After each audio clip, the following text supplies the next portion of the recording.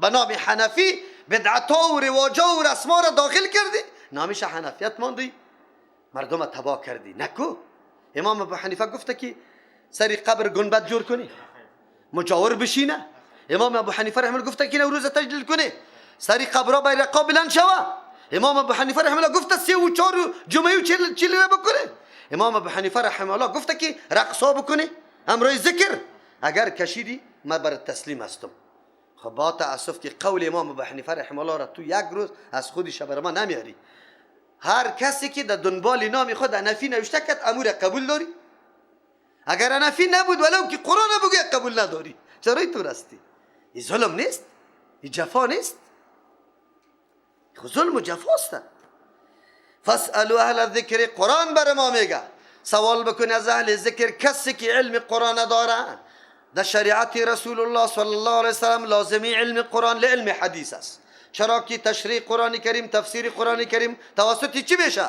توسط حدیث رسول الله صلی الله علیه وسلم میشه. با او مراجعه کو، سخنش قبول میکنی به خاطری که از قرآن و حدیث گفته. مولوی متوکل مسئله را گفت، سبا معلوم شد که مولوی متوکل مسئله را از قرآن و حدیث نگفته، از اینم شکم خود گفته.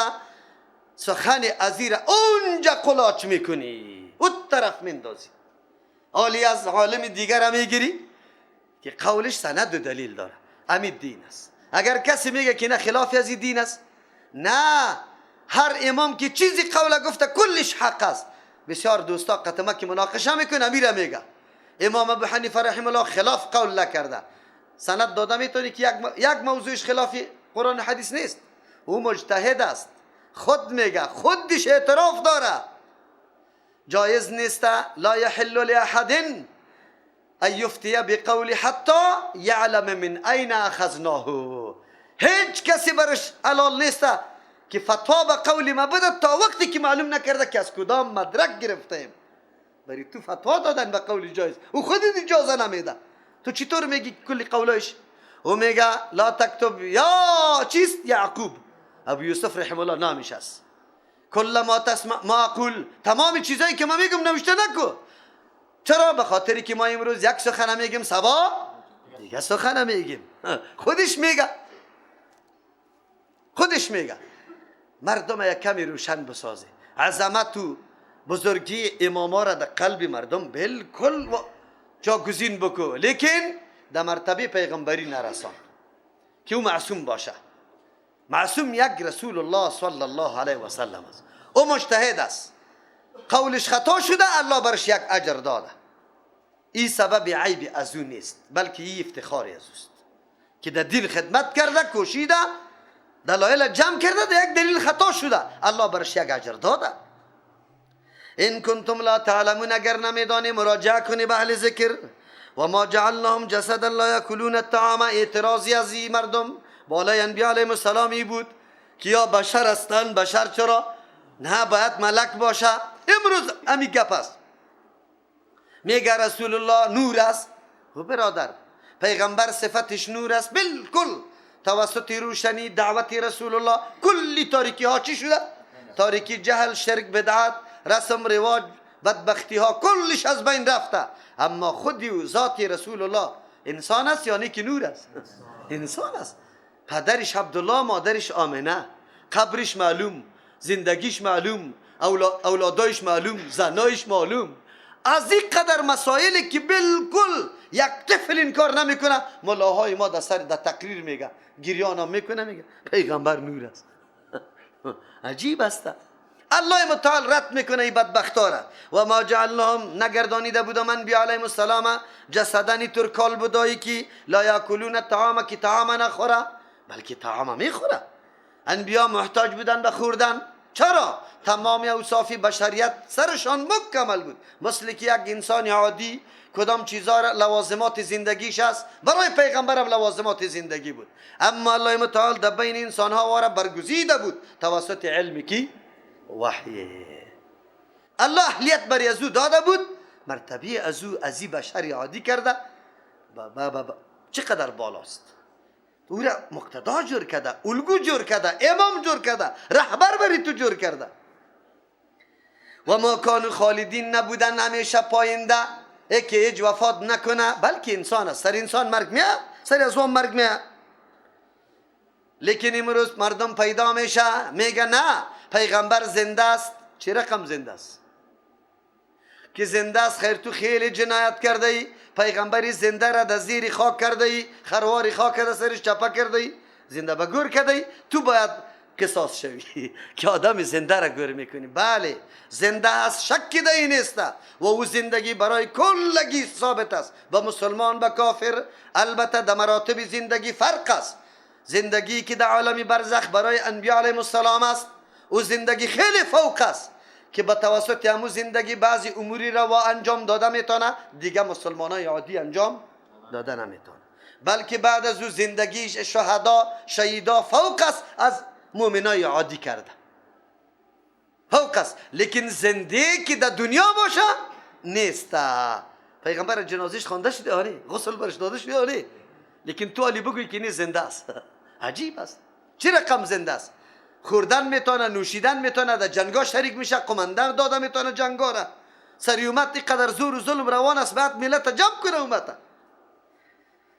او بدبخت مردم تلبیس نکو، حقیقت واقعیت بری مردم بیان کو.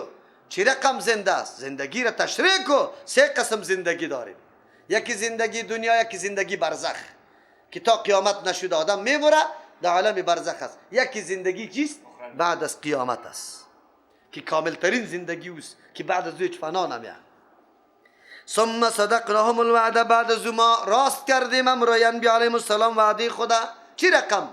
بسیار مشکلات متحمل شدن، قوما در مقابلش قیام کردن، تهمتا و همه گپا، جنگ جدل همه گپا، یا یک نفر بودن. الله میگه ما راست کردم وعده خدا، فانجیناهم نجات دادم یارا و من نشا، کسی را که ما میخواستیم. الله متعال میگه و اهلکنا المسرفین، هلاک کردیم کسایی که زیادت کردن.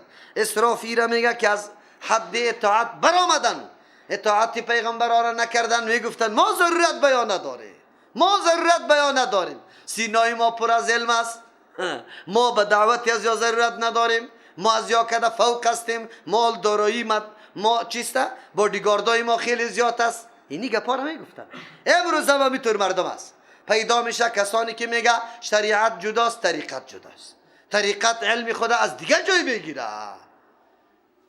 آیا غیر از کتاب الله و سنت رسول الله کدام علم، کدام طریقه، کدام منهج و روشی را اگر کسی بگیره قابل قبول است یا مردود؟ مردود است.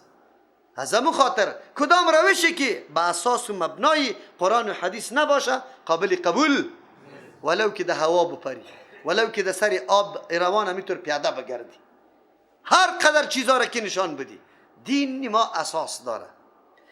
لقد انزلنا الیکم کتابا فیه، یقینا روان کردیم الیکم بسوی شما، اگر شما قدری کتاب بدانه، کتاب عظیم و شان روان کردیم. فیه که در کتاب ذکرکم دو معنا میکنیم. ذکرکم در کتاب نصیحت کافیست برای شما، او نصیحت هایی که شما را بیدار میسازه، هوشیار میسازه، بالکل شما را بیدار میکنه. به شرطی که در این کتاب مراجعه بکنی، گوش برش بمانه که کتاب چی میگه، ما را با کی دوستی کنیم، با کی دشمنی، کدام را بپیماییم، چی لوازمات زندگی ما کدام است، کدامش مناسب، کدامش غیر مناسب، قرآن تشریح میکنه. یک کشم برات نمیمانه، یک کشم. چرا؟ قرآن قواعد کلیش گفته، تفصیلش کی کده؟ رسول الله صلی الله علیه و سلم. یک ترجمه. لقد انزلنا الیکم، یقینا روان کردیم، فرو فرستادیم به سوی شما، کتابا کتابی که در پیروی از او، فیه در او کتاب ذکرکم شرافت شماست، آن چیزی است که سبب افتخار و بزرگی و شرافتتان میشه، سبب عزتتان میشه. قرآن سبب عزت و شرافت ماست. خب به شرطی که پیروی از این کتاب بکنیم. اگر پیروی نکنیم شرافت از کجا پیدا شود؟ وقتی که پیروی از کتاب بکنیم، قرآن کریم بر ما میگه وقاتلوهم حتی لا تکون فتنه و یکون الدین کله لله. نظام از کی باشه؟ دموکراسی ها نباشه. دموکراسی در هر جای دویده مردم در پیشش بروه. میگه نظام الله حاکم باشه. الله برات گفته و قاتلوهم حتی لا تکون فتنه، شرک باقی نمانه، نظام طاغوتی باقی نمانه، نظام از الله باشه. این دعوت الله برات داده. تا زمانی که امت به می منهج قدم میمون، اولین چیسته راهبرد مبارزهشان جهاد بود. امی عزت، امی شرافت به امت حاصل بود یا نه؟ حاصل بود. اسلام امپراتوری بزرگ بود، شرق و غرب در لرزه بود. امروز ما را تقسیم کرد، سرحدات گذاشت، دیورند، خط دیورند. مسلمان ها از این گپ میزنن، تو پشت خط دیورند پول اتک نگرد، دوری خور. سرحد امریکا و افریقا را در نظر بگی، او را در نظر بگی. این چی گپ است؟ ما را در کدام حالت رسانده؟ این سوریه است. به ما چی؟ سوریه است. جنگ جدل هر چی که میشه در سوریه است. الله اکبر. در روی زمان خط نوشته میشد توسط یک خواهر، به عمر رضی الله عنه خط نوشته شد که اینجا عزت خواهر پایمال میشه، لشکر متوجه میشد به اون منطقه. امروز یک خواهر نه، به میلیون ها خواهرای ما زنده به گور، بعد از تعرضات بیشرمانه امی خبیثا در کدام حالت رسید؟ بوسنی و هرزگوینا چی گپا نشد؟ در بی خود افغانستان ما چی گپا نشد؟ امروز در سوریه چی میگذره؟ در عراق چی میگذره؟ چی کار است که نمیشه؟ امت در کدام طرف برده؟ بله، قرآن ما را میگه با پیروی از کتاب الله عزت شما برآورده میشه. ما را دعوت میده قرآن، ما را میگه دوستی با مؤمنا بکن، دشمنی را با یهود و نصارا بکن. ما قطع مؤمنا دشمن هستیم. در یک قریه یکی اربکی است، یکی طالب، یکی دیگر، یکی در تلاش دیگه است، کشته رایسته. در کدام حالت ما رسیدیم؟ هدایت و تعلیمات قرآن کریم در کجا رسید؟ افلا تعقلونی. گپا را هر کس درک کرده نمیتونه. این گپا را کسی درک کرده میتونه که عقل سالم داره، عقل سالم، مفکوره درست، مفکوره خوب، همینطور متوازن داره، چرت بزنه، فکر بکنه که امروز کدام طرف روان هستیم، برنامه کی پیاده میشه. انتخابات شده، رئیس جمهور در وطن ما تعیین میشه به اساس دموکراسی یا به اساس اسلام؟ به اساس دموکراسی. به اساس اسلام نه، دموکراسی. رای دادن هم ملا صاحبایتان میگه که واجب است، کسی نمیگه سخت گناهگار میشه. بیا دیگه، آلی تو عزت طلب میکنی وقتی قانون دنیای کفر سری خود میپذیرانی، بعد از اون میگی من عزت داشته باشم؟ کلا قطعا نه. خو این گپا چی طلب داره؟ تعقل. چی طلب داره؟ از عقل کار گرفتن، دقیق شدن که امروز کدام برنامه و پروسه روان است، پروسه اسلامی یا پروسه بدینی، الحاد، کدامش روان است؟ اعتراف باید بکنیم. امی کسایی که کلگیست اعتراف بکنن. قرآن میگه، من نمیگم. و کم قسمنا من قریة، این مردمان قدر نعوذ بالله به فکر سطحی نظر داره، در سرنوشت امتهای سابقه هم یک دفعه نمیبینه که اون مردم کدام طرف شد. رای انبیاء علیهم السلام که تعقیب نکرد، رای مخالفت تعقیب کرد، نتیجه چی شد؟ و کم قسمنا، چقدر زیاد ما میده کردیم، در هم شکستیم، من قریة، از قریه ها را. قریه را شکستانده.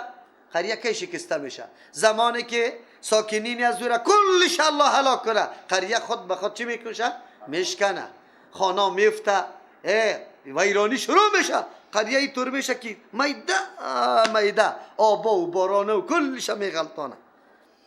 کانت ظالمتن، که بود ظالم. قریه ظالم بود، اهلش ظالم بود، خود ظلمشان در اوج خود رسیده بود که همی قریه قریه اکدم برید ظلم معلوم میشد، وحشت معلوم میشد.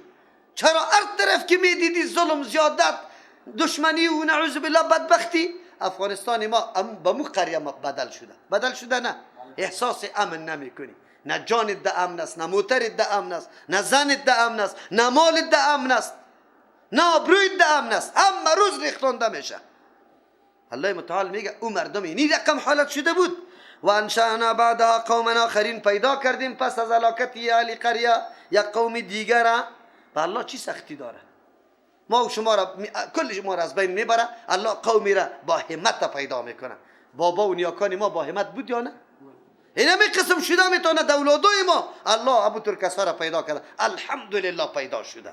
امروز پدر با امریکایان نوکر است، بچهش در سر کو مجاهد است. ایره بگوی الله پیدا میکنه، ایره دور ندانه، ایره یاد داشته باشه. یا میطور نمیمانه. وعده قرآن است، این وعده قرآن است. یاد داشته باشه که این کفار از اینجا به نام نیک و عزت از افغانستان سفر بکنه و آمال آرزوی خود در دست آورده باشه انشالله، مگرم این ارمان در گور به برکتی خود نمیتونه برده. ایره یاد داشته باشه.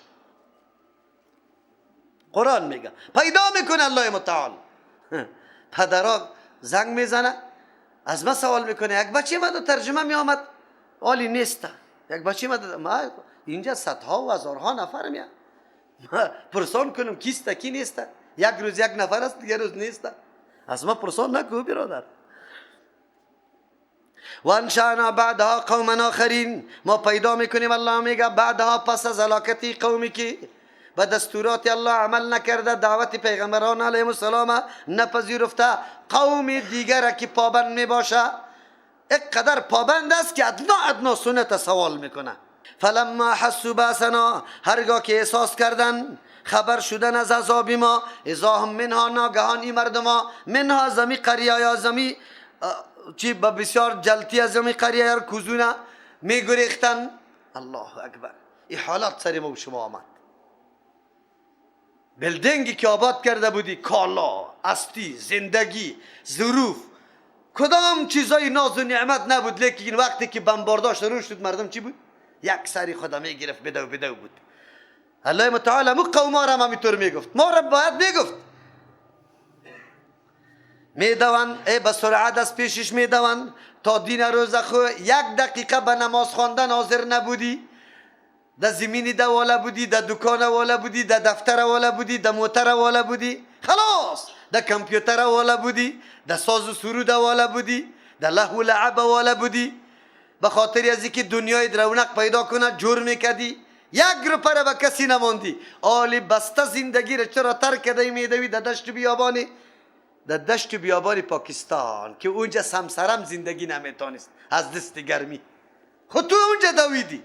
الله متعال برات میگه چی؟ برات میگه لا ترکودو، ندوی ورجیو باز بگردی الاما، به او منازل و بلدنگایتان، به او زندگیتان، اترفتم فیه که آسودگی داده شده بود، راحت داده شده بود برای شما ده او، همونجا پس بره. و مساکنکم، بسوی منزلایتان بره. لعلکم تسالون، شاید نفرات داشته باشه که از پیشتان سوال کنه که چرا میگریزی، پروا نداره ما در دنبالتان هستیم. سینه را بزنه کسی که شما را خلاص کنه که بشینه شور نخوره، ماستیم. یک کسی پیدا میشه که بگویه که غم نکنه ماستیم، پیدا میشه. عذاب الله که میایه، حالی کسی گفته نمیتونه که ماستیم.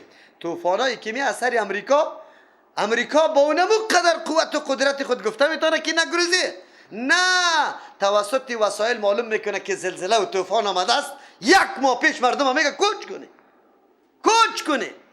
پدرش نشسته نمیتونه اینجا، پدرش. الله متعال ما را تنبیه میده عذاب الله آمده نیست. روز امروز خواه زراعت ما کم گرفتی، در جهاد نرفتی. پیغمبر علیه السلام چی گفت؟ اذا تبایعتم چیسته بالعینته، زمانی که شما یک بیع عینه را میکنی و اخذتم اذناب البقره و دنبای اسم ما کم گرفتی، پشت زمینا گشتی، جهاد ترک کردی و ترکتم الجهاد فی سبیل الله، دیگه چی بکنی؟ یسلط الله علیکم چیسته ذله، الله ذلت سرتان مسلط میکنه. لا ینزعه، الله این ذلت دور نمیکنه الا ان ترجعوا الى دینکم، مگر که شما باز به دین، به کتاب الله و سنت رسول الله رجوع کنی، او وقت باز عزتتان پس میاد. در غیر ازی بله همون طور شد یا نشد. خب به خاطر ازی که آیت قرآن خب بفهمی تشریح میکنم. از خانه ما اولاد ما در روسیه رفت کمونست شد، از دست خود ما در این حالت رسیدیم، خانه را ترک کرده رفته. خب کی پس در خانه گشته؟ که جهاد کرده. چی کرده؟ بگوی. هنوز که جهادی واقعی میکردیم که مفهوم جهاد هم میفهمیدیم، یقینا که امروز در جهان سری هر کس که به چشم میکشیدی میلیونا دلار برات روان میکرد، میلیونا. اگر مجاهدین متفق می بود، اگر مجاهدین یکی دیگه خود نمیزد. شما باور به الله بکنید که افغانستان هر مملکت یک دفعه همین چشمی خود باز میکرد سرش میکشید میگفت ما هر چیز آماده است خلاص خود شما ما را بانی. این نیروی قوت علمی، قوت مادی، قوت تکنیکی کلش جمع شده بود. مهارت هایی که مجاهدین حاصل کرده بود در جنگا پدری نیروی امریکایی او را نداشت.